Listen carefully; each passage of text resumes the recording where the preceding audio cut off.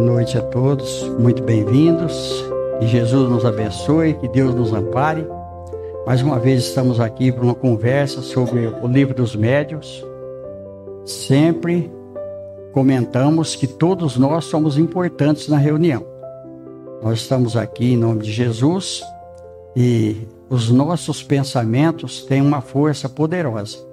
Na segunda parte, a hora que for ter essa comunicação, os passes, vamos pedir para aqueles que nós conhecemos e que nesse momento estão em piores condições. Nós chegamos até aqui. Muitos nesse momento estão acamados, outros estão pelas ruas, outros bloqueados mentalmente, outros internados em casa de recuperação e nós estamos aqui. Então, que Deus nos abençoe e nós vamos começar a nossa reunião. Muito bem-vindos. Boa noite a todos. No capítulo de hoje do Livro dos Médiuns, nós vamos estudar inconvenientes e perigos da mediunidade. O que a gente vai ver nesse capítulo? Assim como o corpo físico, nós precisamos do quê? De alimento, de descanso, de repouso, para recuperar as energias para do dia seguinte do trabalho. Na mediunidade também é assim. E nós vamos ver que a falta desse resguardo do médium vai trazer vários inconvenientes e perigos do exercício desregrado da mediunidade. Pois bem, o item 221, questão 1. A faculdade mediúnica é indício de um estado patológico qualquer ou simplesmente anormal? Algumas vezes anormal, mas não patológico. Há médiuns de uma saúde vigorosa. Os que são doentes o são por outras causas. Questão 2. O exercício da faculdade mediúnica pode ocasionar a fadiga? O exercício prolongado de toda e qualquer faculdade pode conduzir à fadiga. A mediunidade é o mesmo caso, principalmente a que se aplica aos efeitos físicos. Ocasiona um dispêndio de fluido que conduz à fadiga, que se repara pelo repouso. Eu assisti reunião de materialização, aonde o efeito físico aqui, ele é bem acentuado. Numa sessão de materialização, às vezes o médium perde muitos quilos. Ele entra pesando, por exemplo, 70 quilos. Quando termina a sessão de materialização, ele pode estar pesando 62, 63, 65, depende daquilo que foi materializado. Porque os espíritos, eles precisam da matéria para poder atuar na matéria. Numa sessão de materialização, o que acontece? O fluido ectoplasmático do médium, ele é usado para que os espíritos se materialize uma série de coisas que acontecem dentro de uma sessão dessa. E ali, em relação à doença, a gente viu o Chico Xavier, o corpo muito frágil, mas o espírito possante, vamos dizer, em termos vibratórios, em termo moral. Então, o Chico Xavier, ele dominava completamente o corpo. Tanto é que ele disse que ele viveu mais fora do corpo do que no corpo. Que os espíritos habitaram mais o corpo dele do que ele mesmo. Então, olha para vocês verem. Então, está no estado anormal? Está no estado anormal. Por quê? Porque ele está num estado alterado de consciência. Esse estado alterado de consciência muitas vezes perturba o médium. Aí entra o Livro dos Médiuns, aí entra a doutrina espírita para disciplinar a mediunidade. A mediunidade sendo disciplinada, o médium vive tranquilamente. Outra coisa que eu sempre comento, um médium equilibrado, ele não recebe mais que 3 entidades numa reunião. Ele recebe 3 entidades, mas com segurança, sem afetar a organização fisiológica dele.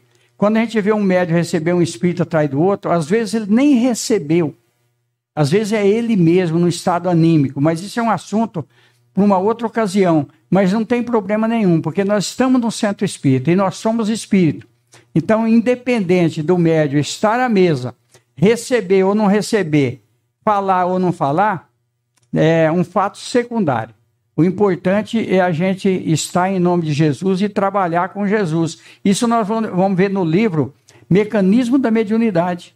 Mediunidade com Jesus. Está lá no fim do livro para a gente estudar e analisar.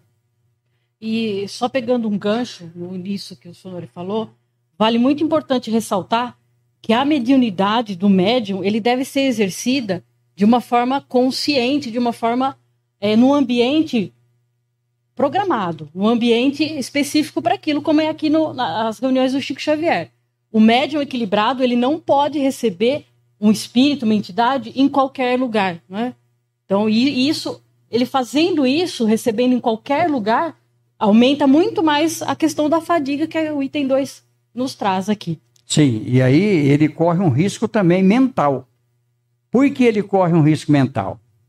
Semelhante atrai semelhante. Por exemplo, o lar. O lar não é o lugar de receber entidade. O lar, ele é preservado. Tanto é que o Emmanuel, no livro Consolador, ele vai dizer para nós que o lar é a constituição mais sagrada que existe na Terra. É a família. Então, ali nós precisamos preservar. Quando o médium, isso eu estou dizendo quando o médium já está educado mediunicamente. Ele está já disciplinado. Porque no começo, às vezes, ele está meio perturbado, ele acaba recebendo.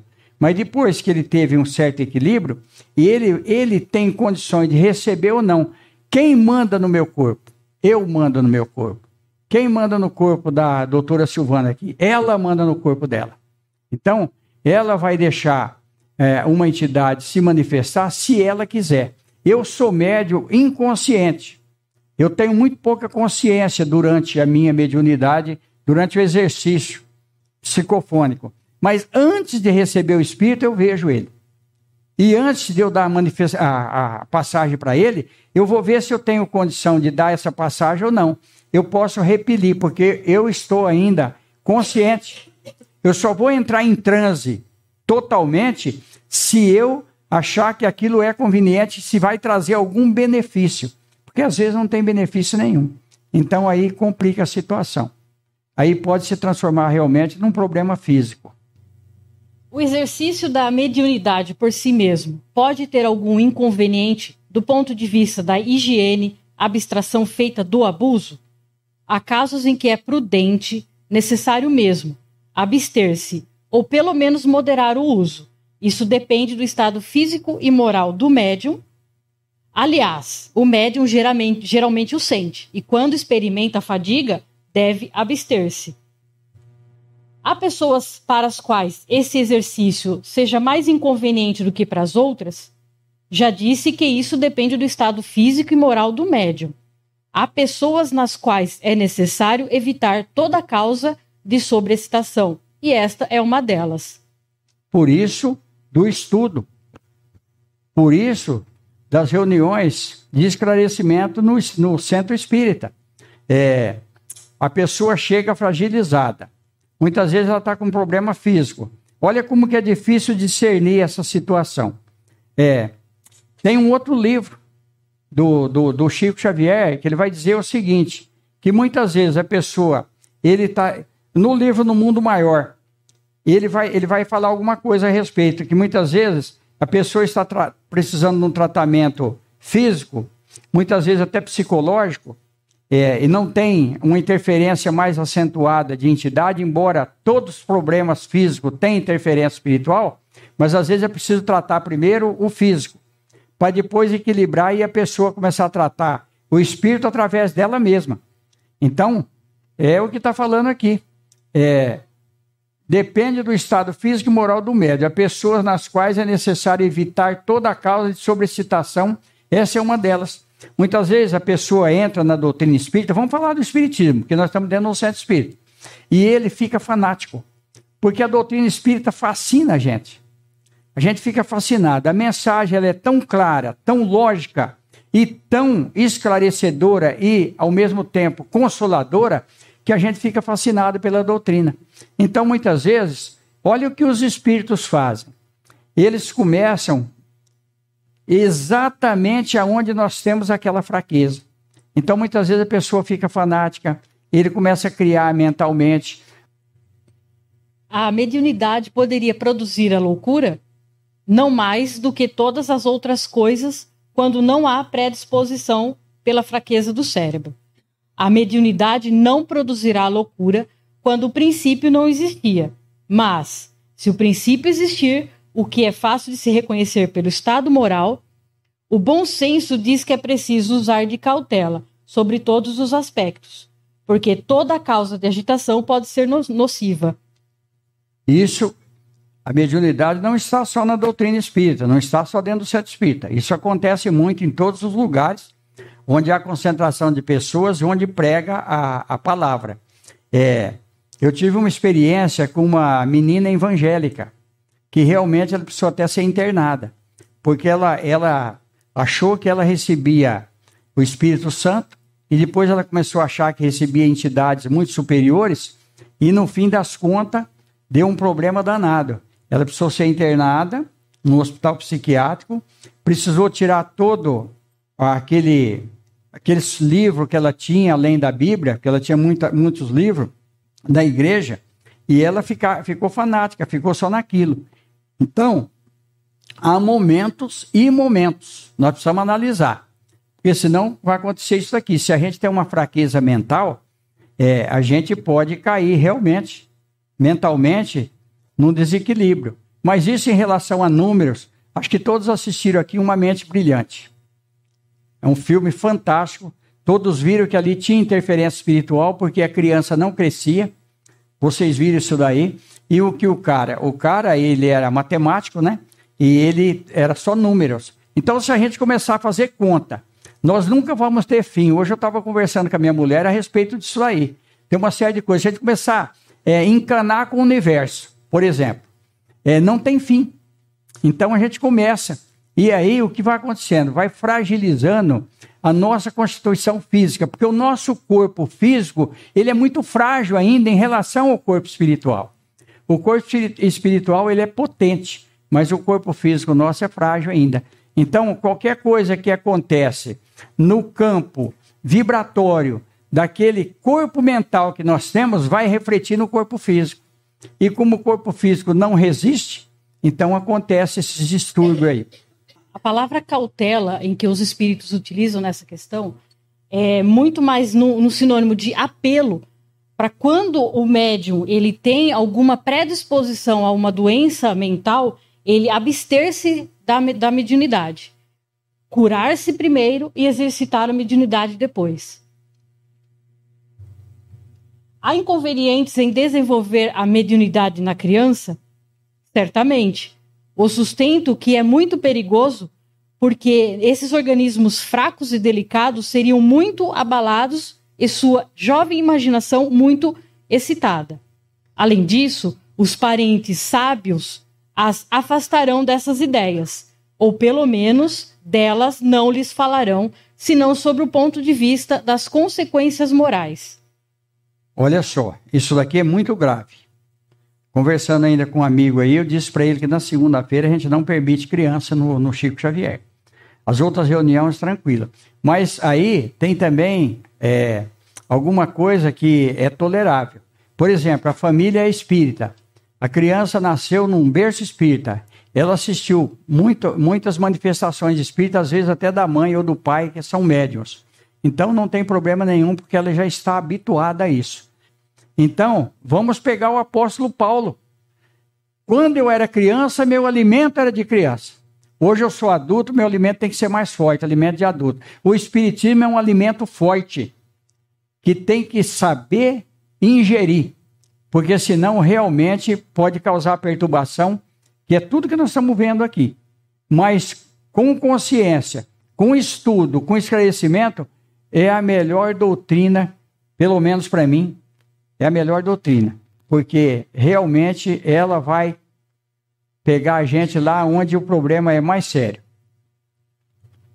Entretanto, há crianças que são médiums naturalmente, seja para os efeitos físicos, seja para a escrita e as visões. Isso também é inconveniente?